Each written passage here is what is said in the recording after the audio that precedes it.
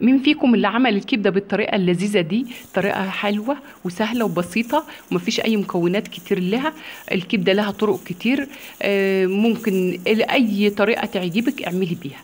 انا جبت الكبده قطعه واحده، غسلتها وشلت الطبقه الشفافه اللي عليها، وبعد كده قطعتها قطع صغيره وتقطعها شرايح. عايزه تقطعها تقطيع من اللي هو التقطيع الكبير علشان خاطر تقليها في الزيت بالرده زي ما انت عايزه. بس اللي بتتقلي في الزيت بالرده ما تحطش عليها لا فلفل ولا اي حاجه، هي بتتقلي بس كده بتبقى ناشفه، بتبقى عامله زي البانيه. معايا فلفل اخضر قرنين ثلاثة زي ما انت عايزه.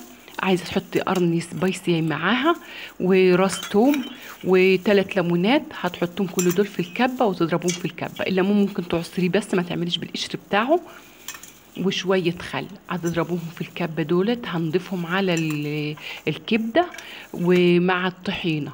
السر اللي كان معانا النهارده والمكون اللذيذ اللي هيخلي الكبده طعمها حلو، شويه الطحينه اللي هحطهم معاها بيوحش الزفاره وبيخليها جوسي وجميل.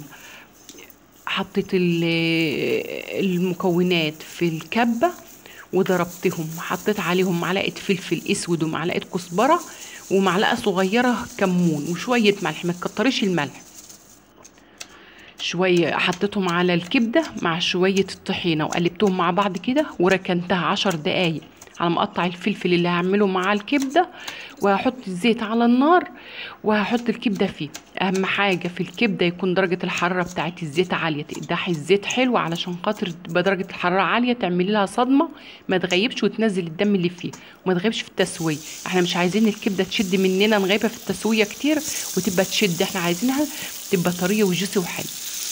حطيت الكبدة في الزيت وهقلب كده 5 دقايق بس، 10 دقايق يوم تكتري على الكبدة. معايا شوية الفلفل مقطعاهم شرايح واحطهم عليه. معايا الفلفل اللي انا كنت عاملاه في الكبة ده، انا كنت ضفت نصه على الكبدة وهي لسه ما عملتهاش، والنص التاني هضيفه معايا على النار. ريحة التوم جميلة وريحته خطيرة مع الفلفل والكمون والكزبره اللي كنا حاطينهم في الاول. احنا مش هنحط في المره التانية كمون وكزبره على بقيه المكونات اللي كنا عاملينها في الكبه علشان خاطر التوابل ما يبقاش طعمها طاغي على الكبده.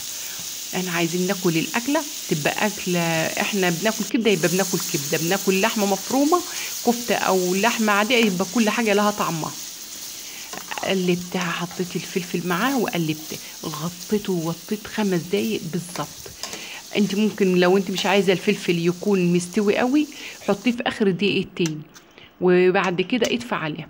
الصوص اللي نازل منها ده هعمل بيه في العيش. انت ممكن تاكلي بيها مكرونه، تاكلي رز براحتك بعيش. انا عملت الصوص بتاعها كده في العيش وحط الكبده عليه. شويه كزبره عايزه تحطوهم معاها او شويه جرجير. هي طعمها لذيذ، ريحتها حلوه، سهله وبسيطه ومتاخدش اي وقت ومتاخدش اي تسويه. لايكات وتعليقات وشاروا الفيديوهات علشان قناتي تكبر بيكم. ده كان فيديو النهارده، واشوفكم في فيديو جديد.